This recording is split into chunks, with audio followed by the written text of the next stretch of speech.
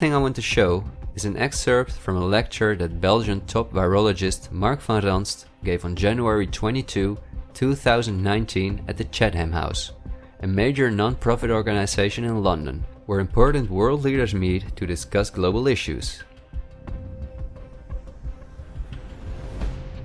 Winners of the Chatham House Prize include Hillary Clinton, Melinda Gates, and John Kerry.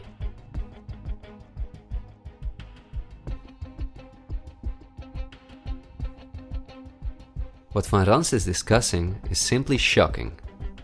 Van Ranst in fact explains how he has fooled the entire Belgian population during the swine flu through fear-mongering, out-of-context mortality rates, and media manipulation. He laughingly explains how he managed to impose the vaccine for the swine flu on the frightened Belgian population, a vaccine produced by the pharmaceutical companies he worked for. Thank you very much, Ab. Thanks for the invitation. And I was asked to tell you about my experiences being the crisis manager, the flu commissioner for Belgium, and highlighting the communication. And then you have one opportunity to do it right. I mean, day one is so important. In day one, you start your communication with the press, with the people, and you have to do it right. I mean, you have to go for one voice, one message. In Belgium, they chose to appoint a non-politician to do that. I mean, I have no party affiliations, and that makes things a little bit, at that time at least, a little bit easier, because you're not attacked politically, majority, minority. That doesn't come into play, and that was a huge advantage. The second advantage is that you can play in Brussels the complete naive guy and get a lot more done than you would otherwise be able to do.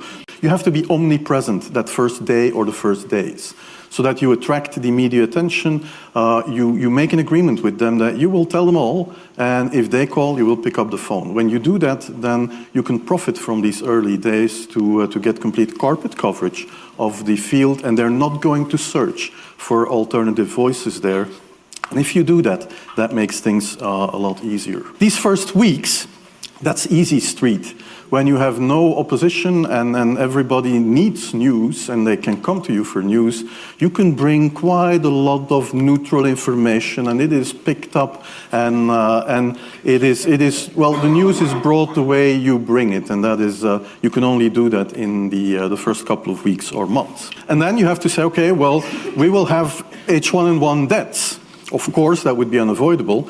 I used there Sir Donaldson's quote, where he said that in the UK, by the peak of the epidemic, 40 people would die per day at the end of the summer.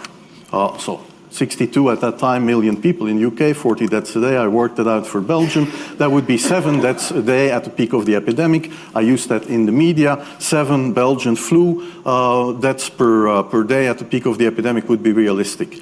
That is true in every year, even interpandemically. That is very, very conservative. However, talking about fatalities is important, because when you say that, people say, wow, what do you mean? People die because of influenza? And that was a necessary step to take. And then, of course, a couple of days later, you had the first H1N1 death in the country, and the scene was set and it was already talked about. And then you had to pick who is going to be vaccinated first.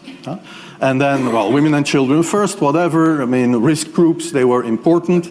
And then I misused the fact that the top football soccer clubs in Belgium inappropriately and against all agreements vaccinated they made their soccer players priority people. So I said I can use that. Because if the population really believes that this vaccine is so desirable that even the soccer players would be dishonest to get their vaccine, I said, okay, I can play with that. So I made a big fuss about this. This is Van Ranst is raving mad. But it worked. The Chatham House organization is also funded by all major corporations of the elite, the Gates Foundation and the Open Society Foundations.